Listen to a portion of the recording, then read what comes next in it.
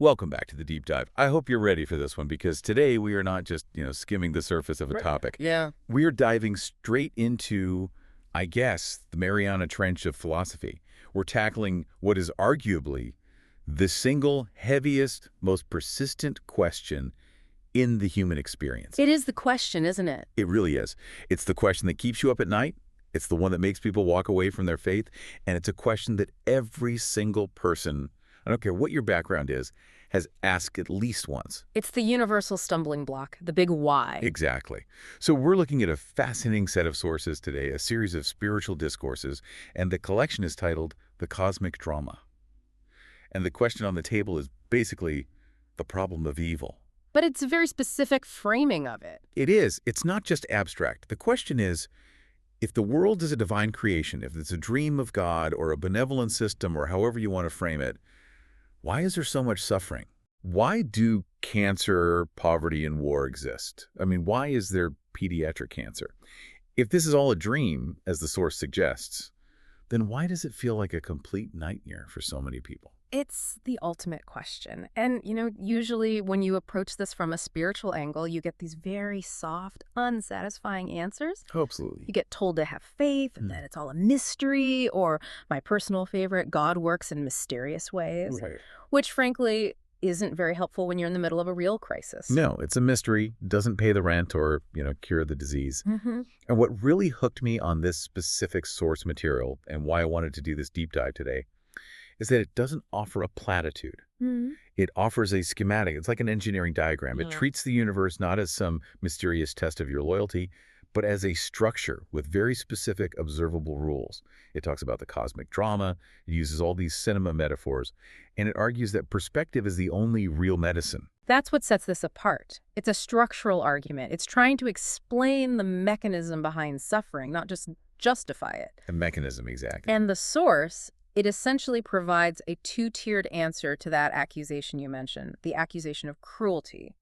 First, it talks about the necessity of narrative contrast. That's the whole cinema part. Okay. This is And the second, it digs into the error of identity, what it calls the actor versus the character problem. the cinema on the actor. Yeah. I love that framework because it takes these huge, ethereal, cosmic concepts, Yeah. and it makes them tangible. It gives you something to hold on to. It does. And just to set the context for everyone listening, these insights come from a discourse series that is explicitly aimed at connecting with the next generation. The stated mission in the text is to help people connect with their heritage and to teach, and I'm quoting here, the correct way to live. So it's not just abstract theorizing. Not at all. It's meant to be a practical operating manual for life. It's practical philosophy. And it starts by addressing that visceral anger we all feel toward the universe sometimes. The source acknowledges the accusation head on. Is God cruel?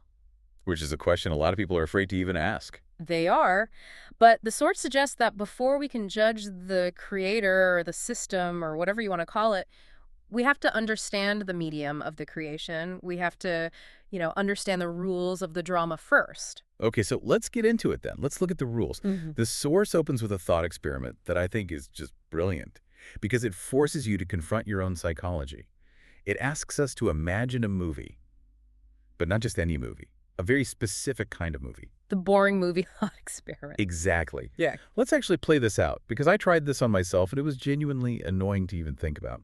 Imagine you go to the theater, you pay your $20, you get your popcorn, your giant soda, you sit down, the lights dim, the movie starts. Set the scene for us. Okay, so the protagonist, we'll call him Dave. He wakes up, Yeah. the sun is shining through his window, it's perfect. He feels fantastic. No back pain, no morning grogginess, no headache. He gets up, brushes his teeth, his hair looks perfect without even trying. Ah, the dream. Right. He goes to the kitchen, makes a flawless omelet. His partner's there. They have a lovely, completely conflict-free conversation about how wonderful everything is.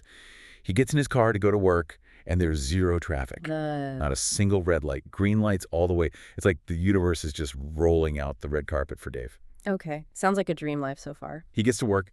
His boss immediately comes over and says, Dave, you're just doing such a great job. Why don't you take the rest of the day off with pay? He goes home, reads a fascinating book, eats a delicious dinner, watches a bit of TV, and goes to sleep.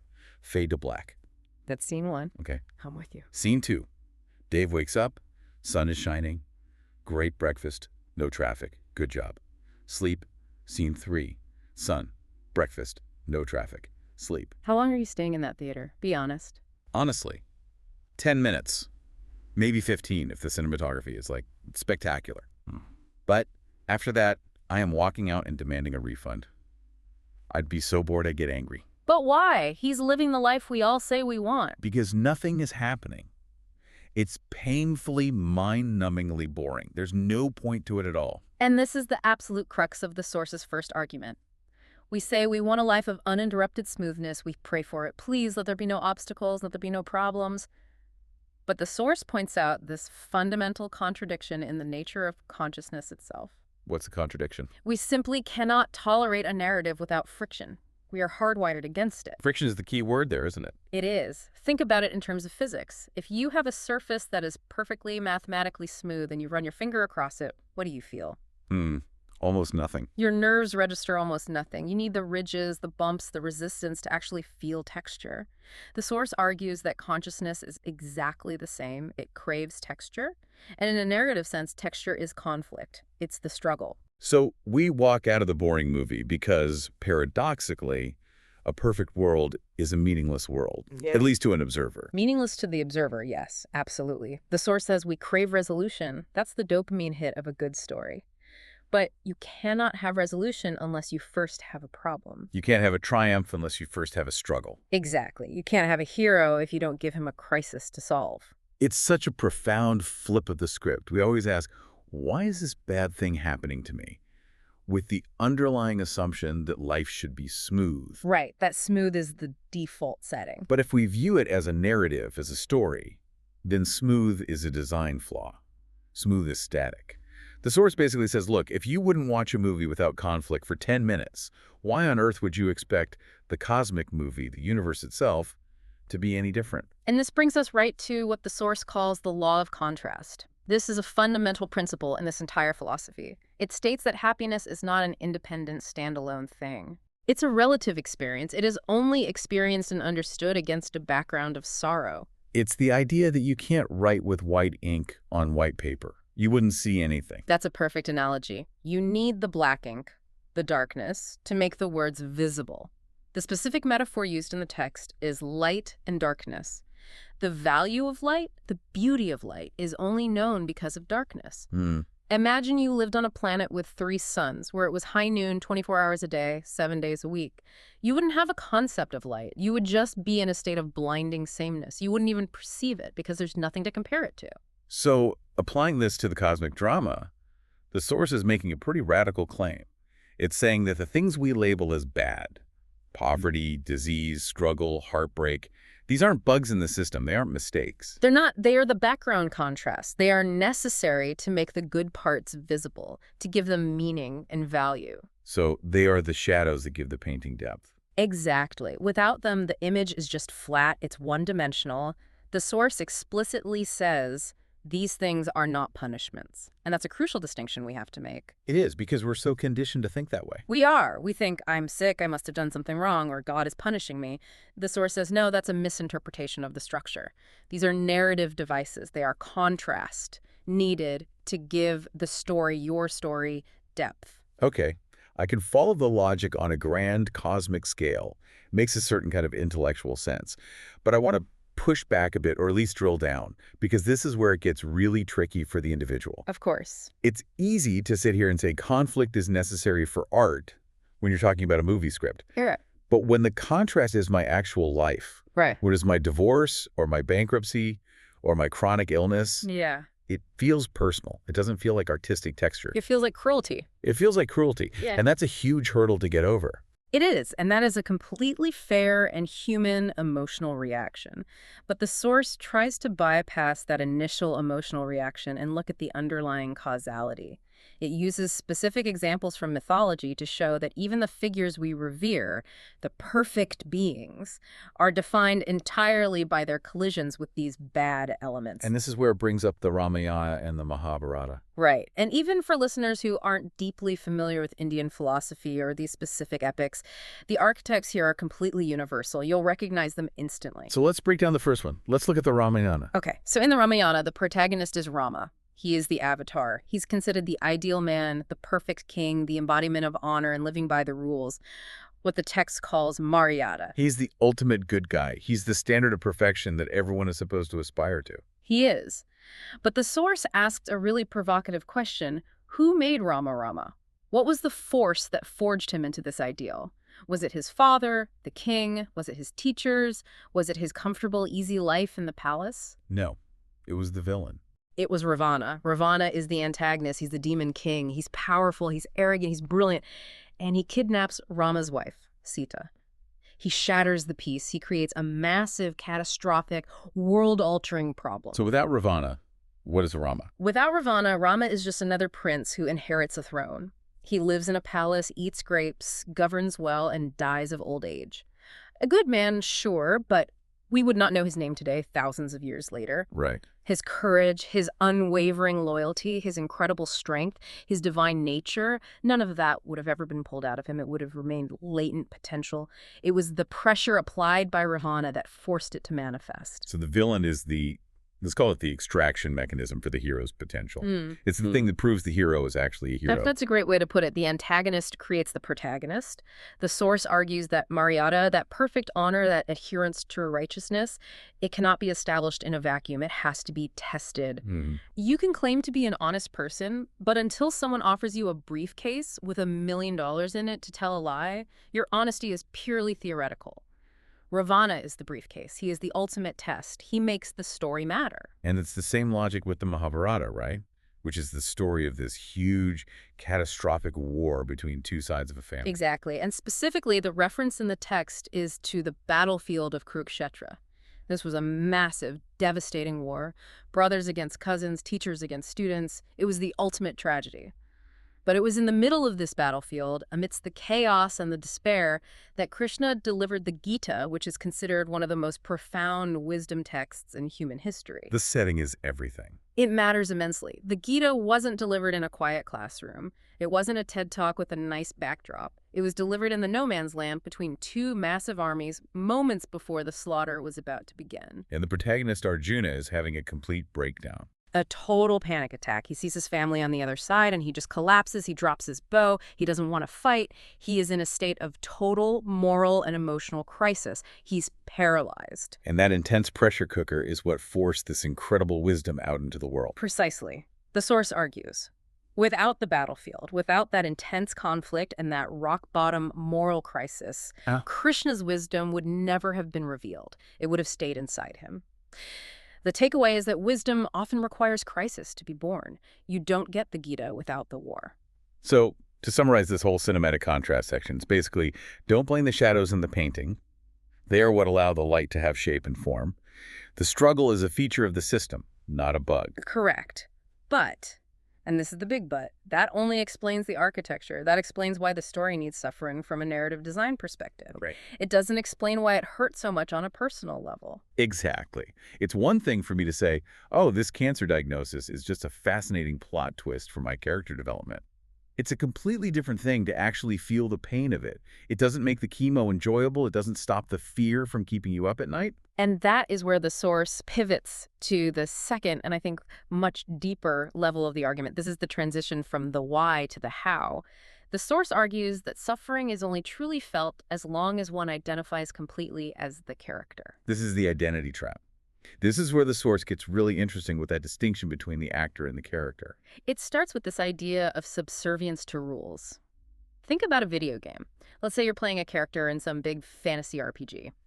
The game has code, it has rules. If the character falls off a cliff, the health bar goes down. If the character gets hit by a dragon's fire, they take damage.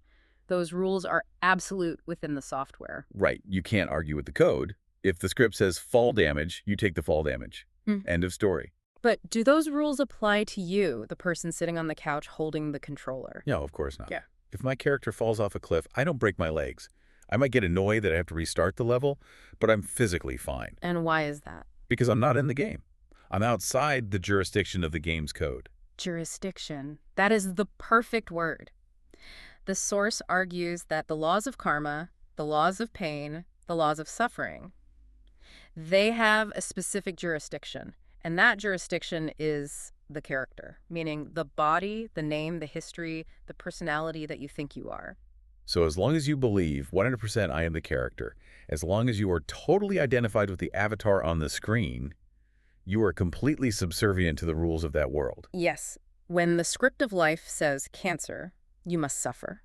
When the script says bankruptcy, you must feel the terror. You have no choice because you have mentally and emotionally merged with the thing that is being targeted by the script. You've forgotten you are the actor. You've become lost in the role. You believe the role is all there is. The source uses a very graphic but incredibly effective analogy here about on-screen violence.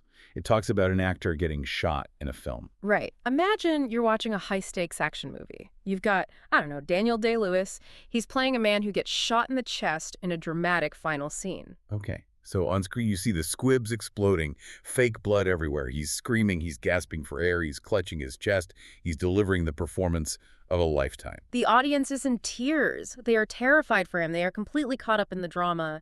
But in that moment, what is the actor, Daniel Day-Lewis, actually feeling? He's probably thinking, wow, this fake blood is really sticky, or I hope the lighting is catching my good side, or I can't wait for the director to yell cut so I can go to craft services and get a bagel. Exactly. He is not suffering. He might be experiencing physical sensation, the wetness of the paint, the cold of the floor, but he is not experiencing existential threat. Why?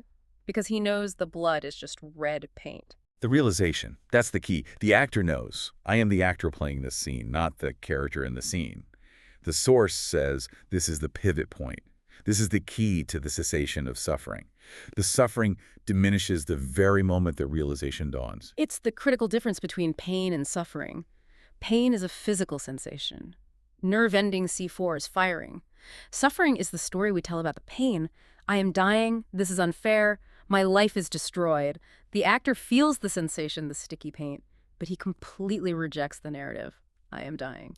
It's like, have you ever had one of those really vivid nightmares where a monster is chasing you and you were just filled with absolute terror? Oh, yeah, the worst. But then, for just a split second in the dream, you have a moment of lucidity. You realize, wait a minute, I'm dreaming. What happens to the fear? It's gone instantly. The monster might still be there, it might still look scary, but the fear is gone because you know it can't actually touch the real you. That is the perfect parallel. That's exactly it. And the source actually uses that language. It calls this world a dream world, or swapna jagat. And it ties this idea directly into the concept of karma, which is often misunderstood. Let's talk about karma for a minute. Yeah. Because usually when people talk about karma, it feels very transactional, very punitive. You know, you did a bad thing, so now a bad thing happens to you. Like a cosmic vending machine of justice. And the source does touch on that cycle of karma. It explains that the conditions you are facing right now in this life, your poverty, your illness, or your success and health, are the fruits of actions that were sown in previous scenes. So it's referencing past lives as like previous episodes in the TV show of you. Exactly. It's a way of addressing the why me question. It's not random. There's a causality to it. It's a continuation of the script from a previous episode that you just don't remember watching. Think of it like a long-running TV show. If you just decide to tune in for the first time on season 4 and you see the main character walking with a limp, you might think it's totally random. Why does he have a limp? Right. But if you had watched the season 3 finale, you'd know he jumped off a building to save someone. The limp is karma. It's just narrative continuity. It maintains the logical consistency of the story's universe. Yes. It offers a logic to what otherwise feels like chaos. But, and here is where it gets really fascinating, and this is the point that most people miss. The source says these rules of karma are immutable or unshakable, but only under one very specific condition. I caught that. That's what it calls the reality trap. The condition is this. These rules apply with absolute force, only as long as you consider this dream world to be the one and only reality. Whoa. Okay, so karma only binds you if you are fully invested in playing the game. That is it. Precisely. It's like the rules of Monopoly. If you are sitting at the board playing Monopoly, you have to go to jail if you land on the go-to-jail square. You have to pay rent when you land on someone's property. Those rules are absolute within the context of the game. But the moment you stand up and walk away from the table, the rules of Monopoly have zero power over you. You don't actually go to jail in real life for landing on that square. The game's laws don't apply outside the game. So the source is saying that karma is the physics of the dream. But if you wake up inside the dream, If you wake up, or rather, if you shift your primary identity to realize you are the dreamer, the actor, the fruit of the karma might still appear in the script. The body might still get sick because that was written in the previous scene, but it ceases to be suffering for you. It just becomes an event. It just becomes an event, something the character is experiencing, but not something that is happening to you. That distinction is huge. It's the difference between I am sad and there's a feeling of sadness happening in the script right now. Precisely. And this leads us directly to what the source calls the medicine of perspective. It uses a specific and admittedly heavy philosophical term for this, ajatavada. Ajatavada. Okay, that sounds like a very dense philosophical term. What does it actually mean in this practical context? Well, in its strictest philosophical sense, ajatavada is the theory of non-origination. The idea that nothing was ever actually created, that it's all just an appearance. But for our purposes, the source uses it to mean perspective is the only medicine. Okay. And it's very careful to clarify that this philosophy doesn't deny the existence of poverty. It's not trying to gaslight you. It doesn't say your hunger isn't real. Right, because that would just be cruel and insulting. Oh, you're starving. Just imagine you ate a sandwich. That's not what this is saying at all. No. Instead, it makes a much more nuanced assertion. It asserts that poverty cannot touch the soul. It says there is a part of you, the actor, the consciousness, the witness, that is fundamentally immune to the script's events. And the goal is to shift your identification to that part. The goal is breaking the identification, what the source calls tadatnya, with the body and its circumstances. When you break that mental and emotional link, the laws of karma lose their grip on your inner state.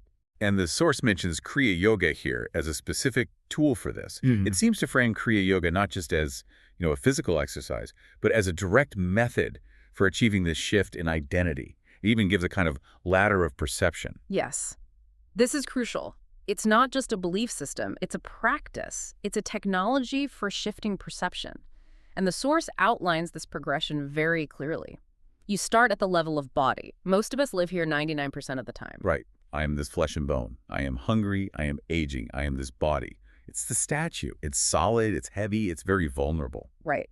The first step in the practice is to move your self-perception from body to energy. The source mentions this as the vital middle step. You start to perceive yourself not as the solid mass, but as the life force that is animating the body. What does that actually feel like, though? To feel I am energy. Well, think about the difference between looking at a statue and looking at a river. A statue is static, fixed, unchanging. A river is constant flow, constant change.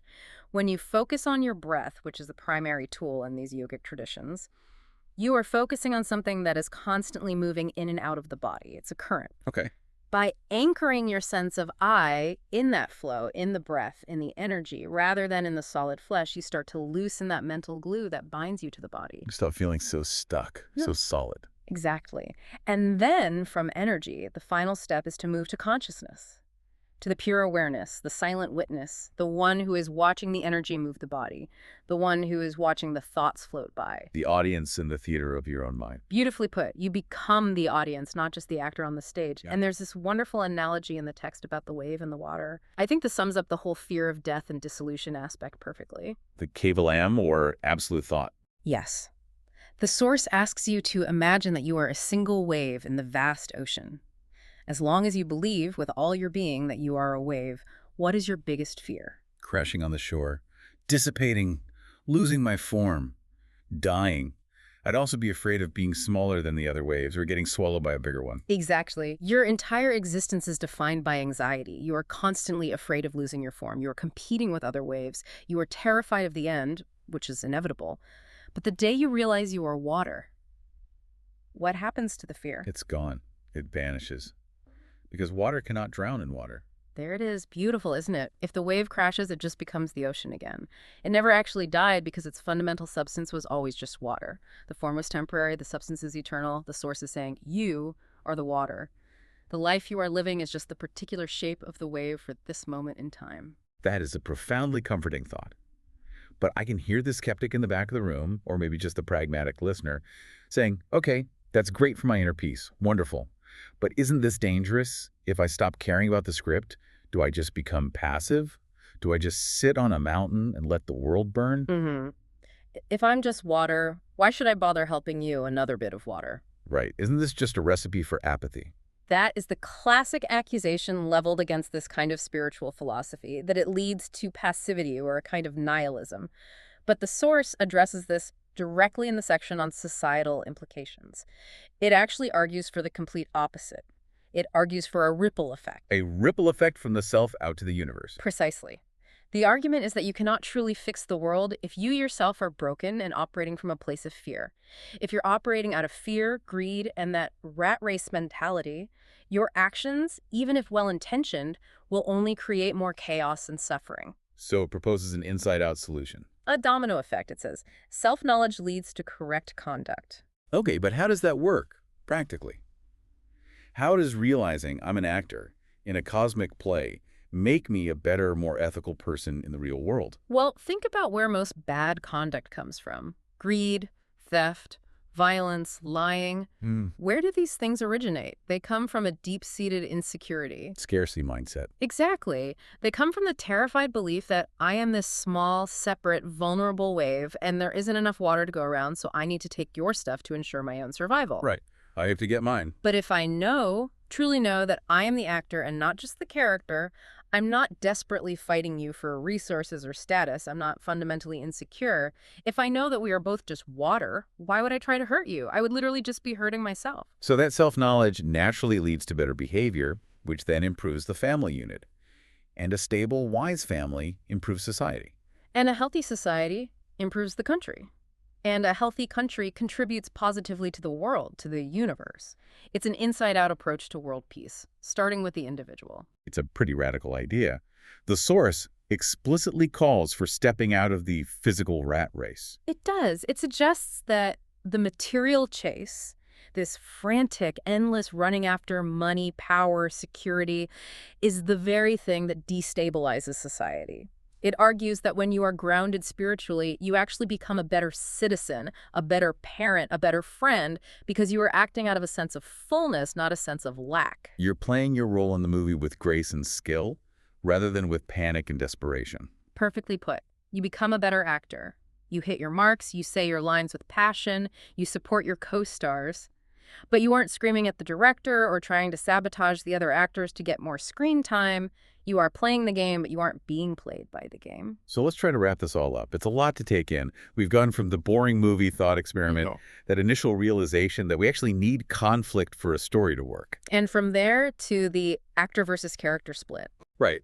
We've looked at the blood is just paint, metaphor for detaching from physical pain, and the wave is just water, metaphor for overcoming the fear of death. It's a whole new operating system for reality. And we've seen that from this perspective, the cosmic drama isn't a story about cruelty. It's a story about contrast and about providing the opportunity for the soul to experience and express itself in myriad forms. The source ends with a really interesting call to action, which I liked. It's not just go meditate and find your own peace. It's about sharing this knowledge. It specifically mentions that the intent of these discourses is to preserve this heritage for the next generation. It's about passing down the operating manual for life. And think about the world the next generation is inheriting right now. It is a high-conflict world. It is a high-stress world. It is a rat race on steroids. Oh, absolutely. Social media, the 24-hour news cycle, economic instability, environmental anxiety. Exactly. If you go into that world armed only with the belief that happiness comes from everything being perfect and smooth, you're going to be crushed. You will be anxious and depressed your entire life. Because the world will never be perfect. The movie always has a villain, a challenge, a conflict. Always. But if you go into that world with this heritage, with the framework that I am the actor, this life is the drama, and conflict is just the necessary contrast, you have a suit of armor. You have a deep, unshakable resilience. It's a kind of mental immunity to the chaos. It is. And that, the source argues, is the greatest gift you can give the next generation. Not just money or physical safety, but a psychological and spiritual framework for handling the inevitable lack of safety. I want to leave our listeners with a final thought, something to really mull over today, based on this contrast theory we've been discussing. I would challenge you, everyone listening, with this. If you are currently facing a difficult scene in your life right now, a financial crisis, a health scare, a painful conflict with someone you love, instead of asking that default question, why is this happening to me? Try a different question. Okay. Ask, what depth is this contrast adding to my character's arc? Oh, I like that. That's a reframe. It's a total reframe. If you were the actor playing you, how would you play this difficult scene to get the Oscar? How does this dark, shadowy background make your light, your strength, your compassion shine that much brighter. That is a powerful shift. It Yeah. turns you from a victim of the plot into a creative participant in it. It turns you from the character into the co-author of your story. Well, on that note, we hope this deep dive gave you a new lens, a new perspective to view the movie of your own life. Whether it's a comedy, a tragedy, or an action flick today, remember, Hmm. you're the water, not just the waves. And the blood is just paint. Thanks for listening. If you got something out of this deep dive, maybe share it with someone who might need a little dose of perspective medicine. We'll catch you in the next one. Take care.